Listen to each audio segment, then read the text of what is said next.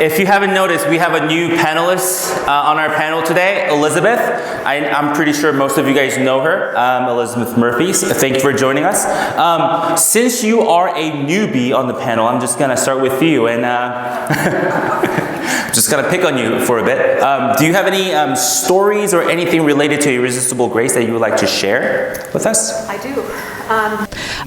My husband died in September after a 15-month illness, and so many of you, probably people I don't even know, poured out irresistible grace on our family. I don't even have the words to describe that, but as I started thinking about irresistible grace and that whole process of him being ill and then his death, I was thinking about, we found out, we went from diagnosis to treatment in a week. So he got the diagnosis on a Wednesday, he got the got the biopsy on Friday, got the port on Monday, and then started chemo on Wednesday. So we didn't even have a chance to think. But one thing I did think to do was call the insurance company and just say, here's the situation. And they said, obviously, you are in, there's a lot going on. And so we have a 10-day grace period. So we're going to why don't you just accept that 10-day grace period? And then we'll deal with the insurance things 10 days after you've gotten at least started this process. And in my mind, somehow, and I think in Mike's mind too, we kind of said, a 10-day grace period, that's what grace is like. It's limited. Your electric company gives you 10 days if you pay your bill late. I've been paying bills late because I suddenly became in charge of the bills. So I know about the grace periods that the electric company and the insurance company and all these people, because I just forgot to pay bills. But they extended me 10 days worth of grace. But God isn't like that at all. And Mike and I certainly discovered that in the process of his illness. And,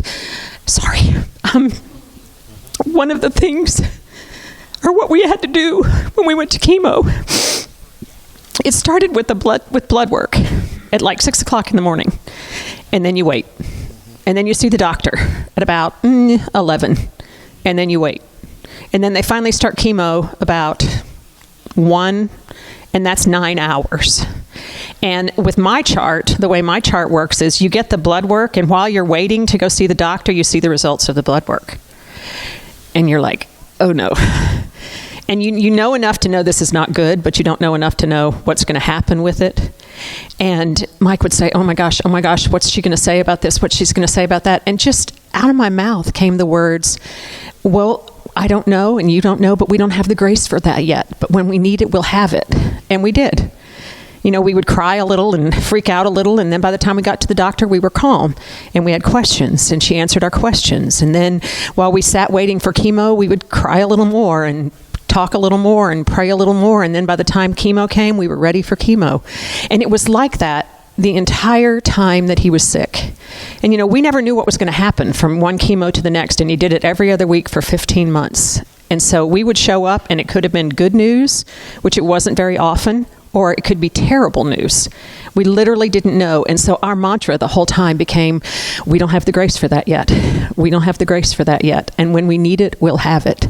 And then when the worst happened and the treatments were no longer working and he went into hospice, and he was only in hospice 12 hours before he died, we had to get his mom and his sister from Texas and our son from California and our son from Minneapolis. And they said, what do you need to do in order for us to begin this process? Who do you need to see before he dies? And I said, these are the people.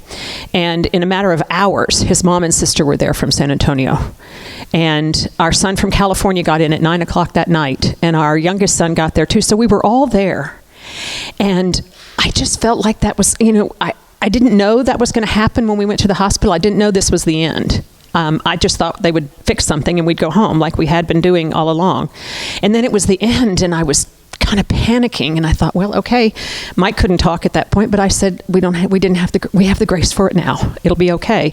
And I was calm and I was present.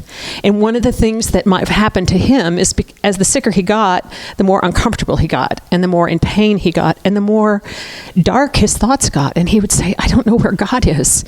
I can't feel him. I can't see him. I need you to tell me about him. So I did. And he asked God, please show me who you are to me. I need grace. And we were granted something we didn't even know to anticipate, which was called dying grace. And the boys were all there. I have 4 sons. They were all there. My daughter-in-law, everybody was there. And my sister-in-law was about to leave, and she said to Mike, I just want you to know how much I loved you. And he suddenly opened his eyes, and he hadn't talked in hours. And he said something joking like, he always would introduce me and try to confuse people and say, this is Elizabeth, she's my first wife. And people would be like, what? And I went over and kissed him on the side of the head, and he said, oh, it's my first wife. And I said, it's your only wife. And he said, it's my best wife. And then he got kind of quiet. And then all of a sudden, he opened his eyes, and he looked up, kind of, and he said, wow, wow, wow. Not, wow, oh my gosh, it's the most amazing thing I've ever seen. It was, wow, we didn't have grace for it before, but we have grace for it now. And what he was so relieved. He was scared. Death is scary. And he knew, and we all knew what the truth was, but he was doubting the truth. And so that, wow, wow, wow. And then he went like this with his hand, and he said, all the love, amazing. And then he closed his eyes and he didn't talk, and he breathed for 2 more hours, and then he was gone. And then we had dying grace, and then we had funeral grace, and now we have daily grace. And it's not, one of the things I hope that to convey is that irresistible grace and the grace of God, it doesn't necessarily mean a happy ending. Mike didn't have a happy ending, he died, but he had a holy ending, and that was because of the presence of God. And the grace of God poured out, not too soon, not too much, but right when we needed it and as much as we needed. And it was irresistible, not just to us, but it was irresistible to our neighbors, to our children, to the hospital staff. So I've seen it. It's real.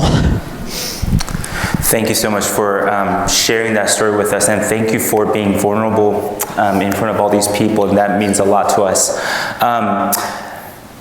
Do you guys have any other stories that relates to the doctrine of irresistible grace?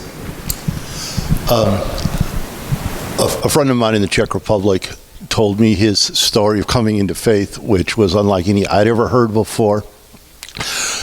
Raised in the communist era, his parents were party members. He was in the communist youth clubs, etc.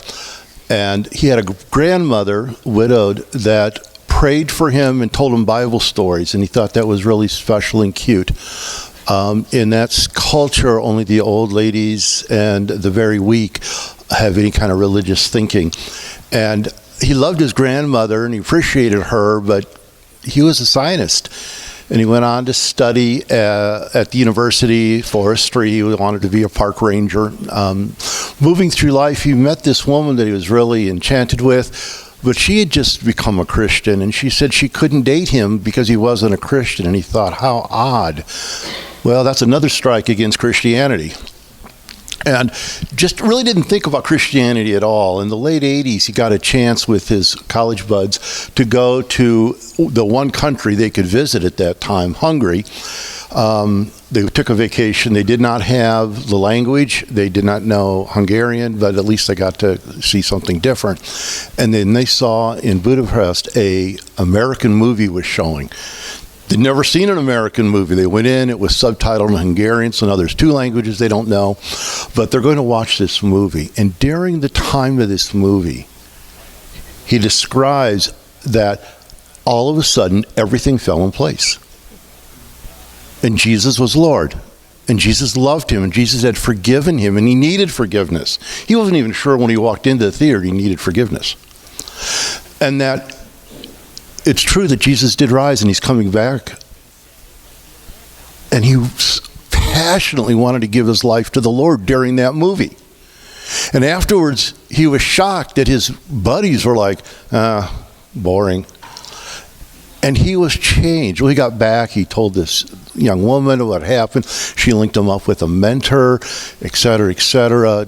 Decades later, he was in the first class of a seminary that I've been affiliated with now for decades. First class to graduate. He's been a pastor, Old Testament professor. And he married that woman, and they are now grandparents. He said that when he mastered English, he wanted to watch that movie again. And so he goes and he's looking, Jesus Christ Superstar. He said when he washed it, he goes, "It was a bigger miracle than I thought."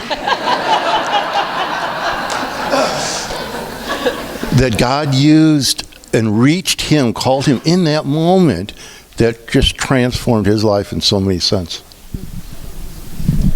Well, thank you very much. It's a great story. I don't even know how to move on to the next stage after those two stories, but one of the most frequently asked questions regarding the tulip and the 5 points of Calvinism, and especially the doctrine of irresistible grace, is that what's our role as human beings? Like, what kind of role does our free will play? Because, just kind of to piggyback on your story, it kind of sounds like God in the moment kind of picked him in the movie theater and dragged him into his sphere or his realm of the coming kingdom.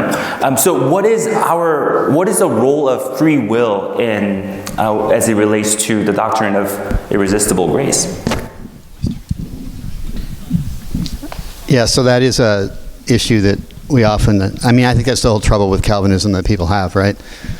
Well, we don't have free will, we didn't choose this, God chose us, and so, what can we say about our responsibility? But, Calvinism always, Reformed thought, properly understood, always gives us responsibility for our actions.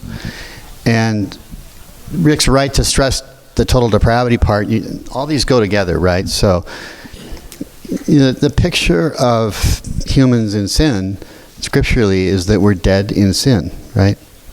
We're corpses. And corpses don't take actions, right? Corpses don't respond. Corpses don't do anything. And unless God enlivens us, we will never respond to God. Which isn't really a very popular message, but it's not hard to find that message in Scripture, right? That we're dead in our sin. So how do we understand that? I think irresistible grace, as Rick mentioned, maybe not the best term. It sounds like irresistible means we don't have any choice in it. We do have choice in it. The picture of most of us in our sin, we do what we want. We're not forced to do it. We do what we want. It's just that we want is not God. And so when God changes our hearts, then we have, as one author put it, the will is liberated, not violated.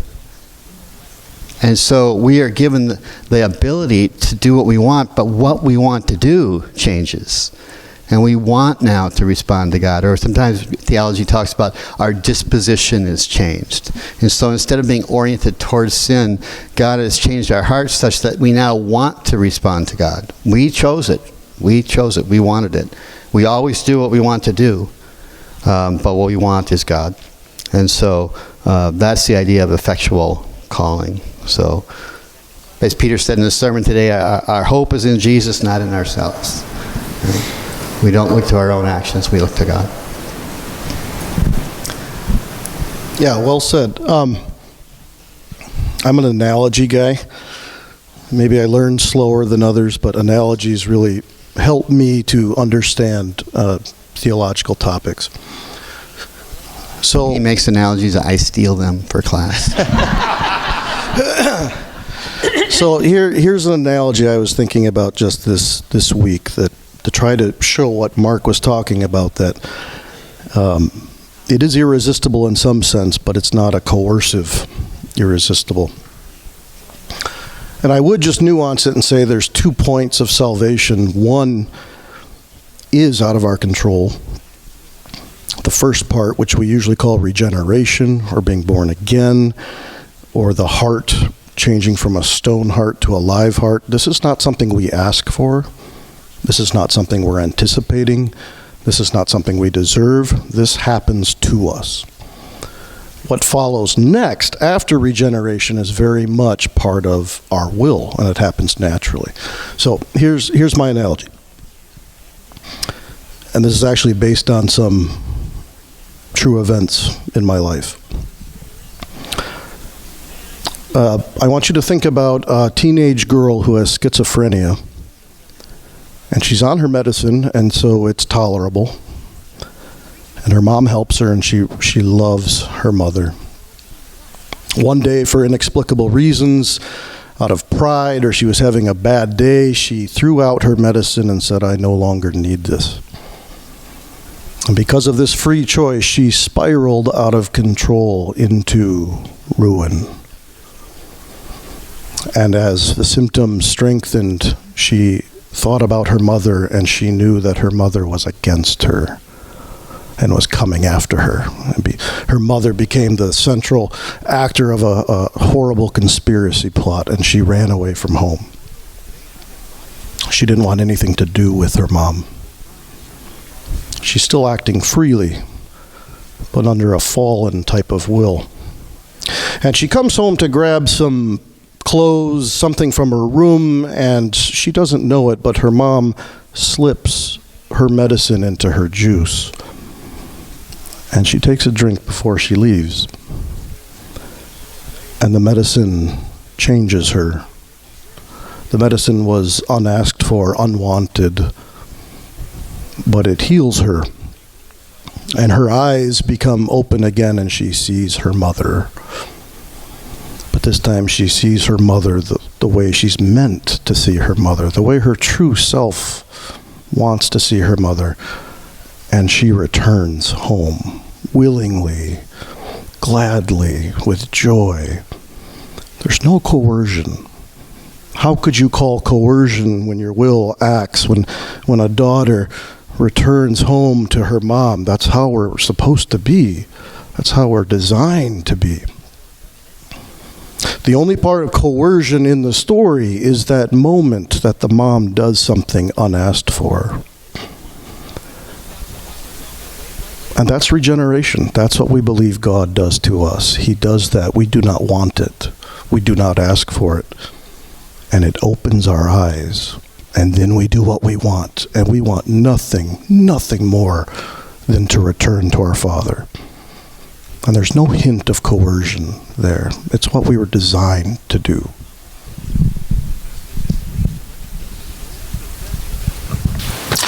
If there's no additional comment, I would like to open up and take some questions. Not me, but direct your questions to these folks. Any questions?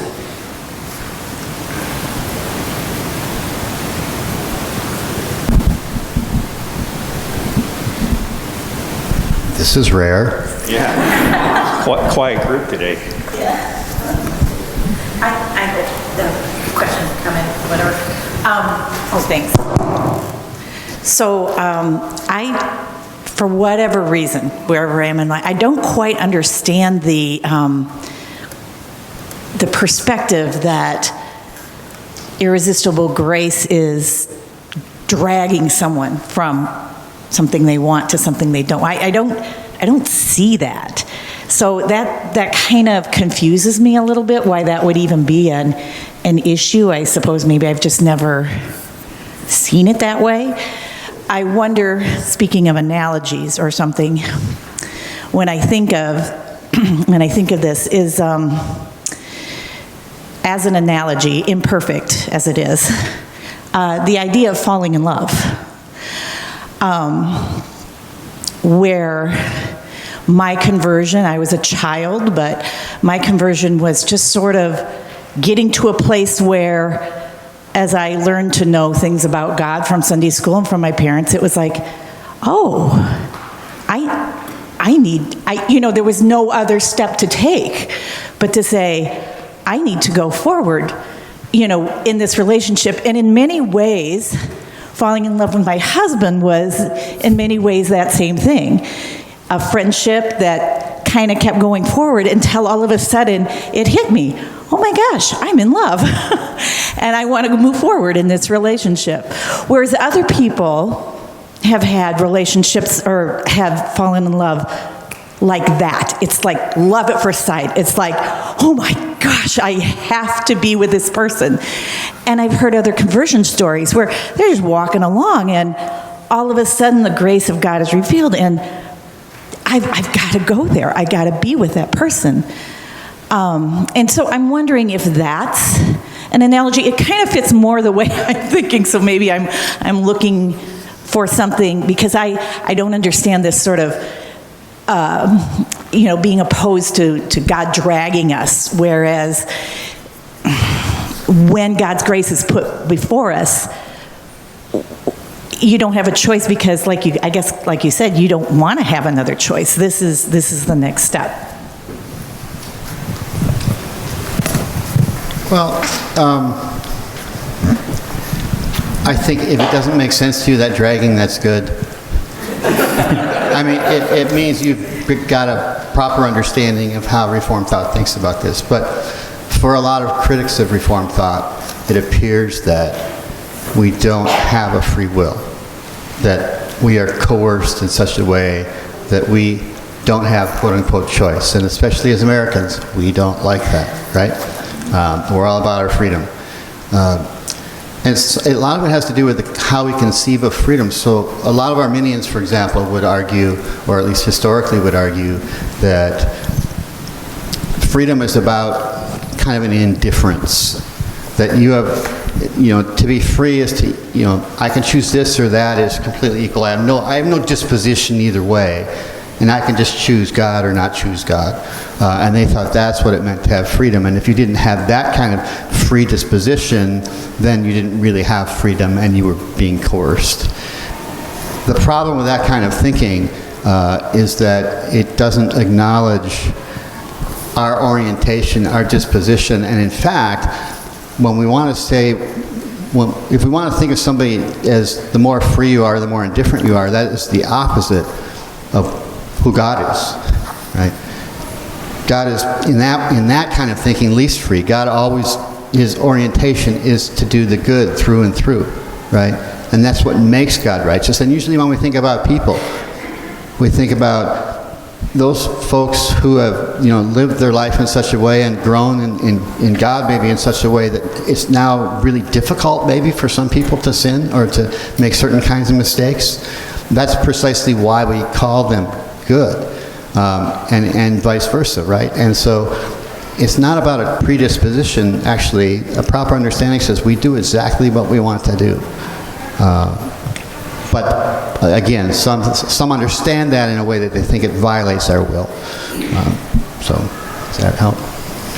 Well, that is actually all the time we had. Thank you all for coming. We hope to see you next week. Again, if you have any questions or concerns, please direct them to these folks. No, I'm kidding. Send me your email. I'll try to give you some resources. Once again, thank you.